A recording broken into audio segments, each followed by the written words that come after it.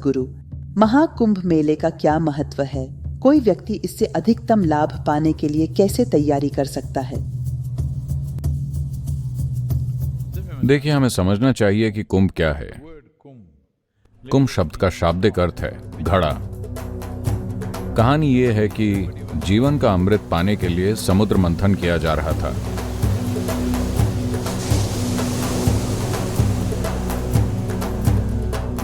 शुरू में सतह पर विष निकला जिसे शिव ने पी लिया और इसीलिए उनका रंग नीला हो गया। अगर ये उनके शरीर में चला जाता तो ये उन पर असर करता, तो उनकी पत्नी ने जाकर उनका गला पकड़ लिया, उसे वहीं रोक दिया और वो गर्दन पर नीले पड़ गए क्योंकि उसे वहां रोक दिया गया था। ये एक बहुत ही प्रभावशाली कहानी है जो ये दर्शाती है कि कैसे हर दिन तमाम तरीकों से आप में जहर आता है। जरूरी नहीं कि खाने से ही, सोच के जरिए, विचारों के जरिए, भावनाओं के जरिए आपका जीवन जहरीला बन सकता है ना? जीवन में जहर का मतलब यह नहीं है कि कोई केमिकल अंदर चला गया है। आपके दिमाग में कोई गलत विचार आ गया, वो बहुत बुरी तरह से जहरीला बन सकता है। आप ये जानते हैं ना? तो महत्वपूर्ण बात यह है कि एक ऐसा साधन बनाया जाए जिससे आप विशुद्धि बनाते हैं। विशुद्धि शब्द का मतलब है फिल्टर। आप एक फिल्टर लगाते हैं ताकि जहर बस यहीं रहे। यह अगर बस यहां है, आउट, अगर ये यहां चला जाता है तब हा हू करने से कुछ नहीं होगा। ये चला गया है। एक बार ये यहां चला गया तो ये हर चीज पर असर करेगा, तो उन्होंने उसे रोक दिया। ये कहानी है। लेकिन आपके लिए संदेश ये है कि नकारात्मक चीजों को रोकने का तरीका है जो आपके पास आएंगी ही आएंगी। कोई इसे रोक नहीं सकता। अगर आप पहाड़ की गुफा में भी जाकर बैठ जाएं तो वहां भी कुछ ना कुछ आएगा। लेकिन अगर आपके पास फिल्टर है तो आप कहीं भी जा सकते हैं। कहीं भी जहर होता है तो शिव कहते हैं मैं पी लूंगा, क्योंकि उन्हें कोई समस्या नहीं है। उनके पास एक अच्छा फिल्टर है जो हर चीज को यहां रोक देता है, तो कोई समस्या नहीं है। लेकिन फिर अमृत आया और हर कोई इसे पाने की कोशिश कर रहा है, क्योंकि ये उन्हें अमर या सुपर या एकदम तेजस्वी बना देगा या जो भी इसमें सामर्थ्य हो। फिर इसे पीने की छीना झपटी में ये छलक गया। It spilled. और ये 4 अलग अलग जगहों पर गिरा। और इसके पीछे के कुछ भौगोलिक और ब्रह्मांडीय कारण हैं कि ये 4 स्थान ही क्यों पहचाने गए। आमतौर पर इन्हें प्रयाग कहा जाता है या संगम। दक्षिण में हम इसे संगम कहते हैं, उत्तर में इसे प्रयाग कहते हैं, जिसका मतलब है कि नदियां एक खास तीव्रता से मिल रही हैं। जब जल निकाय एक खास तीव्रता से मिलते हैं एक विशेष अक्षांशीय स्थान पर वर्ष के कुछ खास समय के दौरान, तो ये जीवन की व्यापक संभावना पैदा करता है। इस संगम का मतलब है कि पानी मथ रहा है। क्योंकि आपके शरीर का 72% हिस्सा पानी है, तो अगर आप कुछ खास जगहों पर हैं जहां पानी एक खास तरह की गतिशीलता में है, तो ये शरीर पर बड़े पैमाने पर असर डालता है। और साल के एक विशेष समय पर, जिसकी गणना कई कारणों से की जाती है, और ये खास तौर पर सौर चक्र के 12 साल में एक बार, यानी हर सौर चक्र में एक बार एक ऐसा समय आता है जब इसका असर सबसे ज्यादा होता है। ये महाकुंभ है। आपको वहां कैसे जाना चाहिए? आपको वहां 48 दिन रहना चाहिए और साधना करनी चाहिए। यही वजह है कि ये सारे अखाड़े वहां जाते हैं।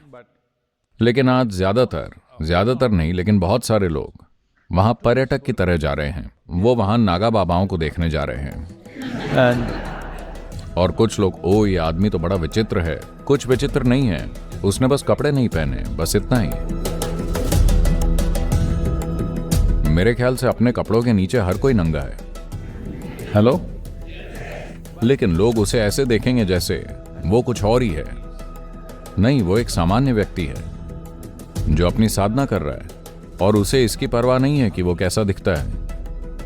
लेकिन आप देखना चाहते हैं। तो मैं कह रहा हूं कि जो पवित्रता पहले हुआ करती थी उससे स्थिति बदल गई है।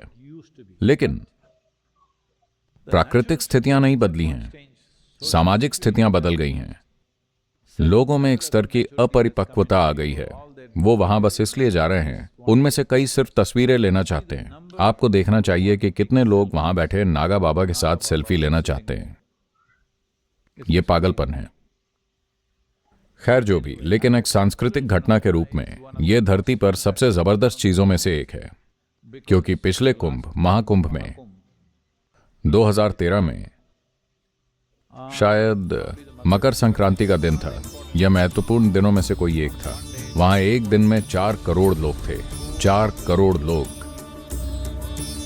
एक दिन में, और सब कुछ आसानी से चल रहा था, बिना किसी हंगामे के, बिना किसी परेशानी के, कुछ भी नहीं। बहुत सरलता से और बढ़िया।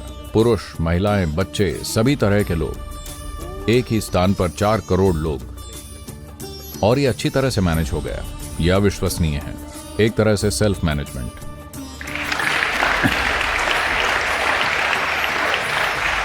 So, leaving those aspects, how to make use of it?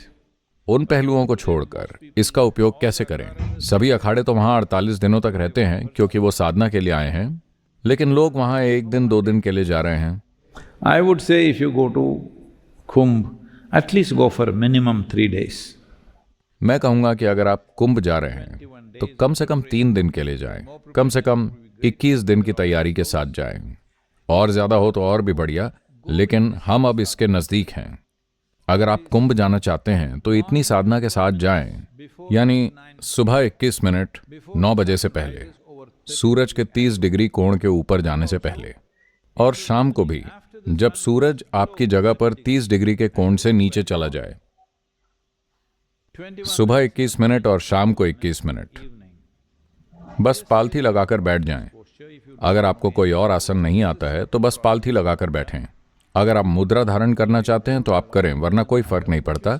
आप पूरे समर्पण के साथ बैठें और बस महामंत्र का जाप करें 21 मिनट, और इसे सही तरीके से करें। मैं इसलिए कह रहा हूं कि सही तरीके से करें क्योंकि ये बड़ा ही दुखद है कि भारत में ही ये विकृत हो गया है। वैसे अंग्रेजी भाषा में वो इसे लिखते हैं AUM, लेकिन बोलते हैं ओम नहीं। Om Namah Shivaya. Om Namah Shivaya. Om Namah Shivaya. This mantra you utter 21 minutes in the morning, 21 minutes in the evening, at least for a minimum 21 days. इस मंत्र का उच्चारण आप सुबह 21 मिनट और शाम को 21 मिनट करें, कम से कम 21 दिनों के लिए। अगर इस बारे में आपको पता चलने तक समय कम बचा हो तो फर्क नहीं पड़ता, जितने भी दिन हो, कम से कम 7 दिन की तैयारी करें और फिर जाएं। आप कुछ बेहतर आत्मसात करेंगे, क्योंकि हम वहां किसी धार्मिक जोश के लिए नहीं जा रहे हैं। हम वहां इसलिए जा रहे हैं क्योंकि वहां जीवन का एक विशेष आयाम घटित हो रहा है और हम उसका लाभ लेना चाहते हैं। तो अगर आप किसी चीज का उपयोग करना चाहते हैं तो आपको तैयार होना चाहिए। अगर वहां कोई भगवान बैठे होते और वही सब कुछ करने वाले होते तो किसी भी तरह जा सकते थे।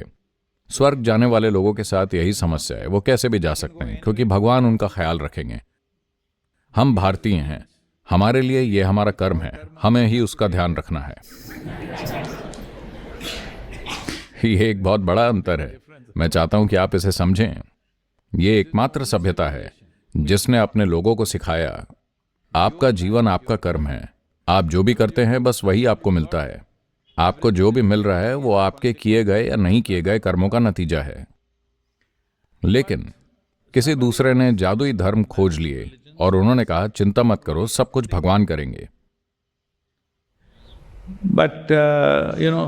लेकिन जानते हैं ना, लोगों को ये पसंद आता है, जैसे ये सेल्स चलती रहती है। 10% छूट, केवल 10%। कोई कहता है 50% छूट। बहुत सारे लोग जाएंगे। अगर वो 50% छूट दे रहा है तो उस जगह पर क्या गड़बड़ हो सकता है, आपको गौर करना चाहिए। हेलो, अगर मैं आधी कीमत पर कुछ बेच रहा हूं तो कुछ तो गड़बड़ होगा, आया ना? या तो मैं आपको इतने साल धोखा देता रहा और अब असली कीमत पर दे रहा हूं, या अभी कोई बात है, कोई दूसरा मुद्दा या समस्या है, जो भी हो?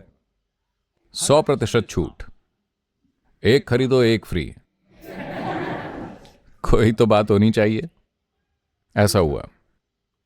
शंकरन पिल्ला एक छोटा सा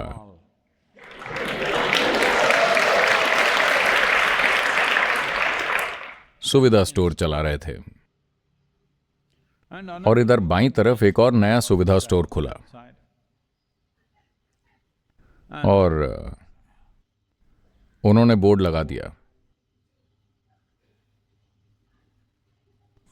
सारे उत्पादों पर सुपर छूट। बड़ा बोर्ड, भद्दा दिखने वाला बोर्ड। फिर दाईं तरफ एक और दुकान खुली। इस आदमी ने कहा, एक खरीदो एक फ्री ले जाओ। हर चीज, फोन से लेकर रेफ्रिजरेटर और संतरे तक, एक खरीदो एक फ्री ले जाओ। लोग वहां लाइन लगा रहे हैं। शंकरन पिल्ले ने इसे देखा और फिर एक नया बोर्ड पेंट करवाया। मुख्य प्रवेश द्वार यह है।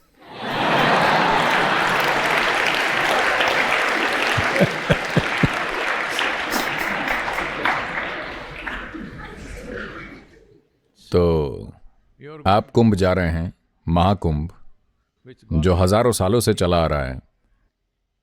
कम से कम तैयार होकर तो जाएं।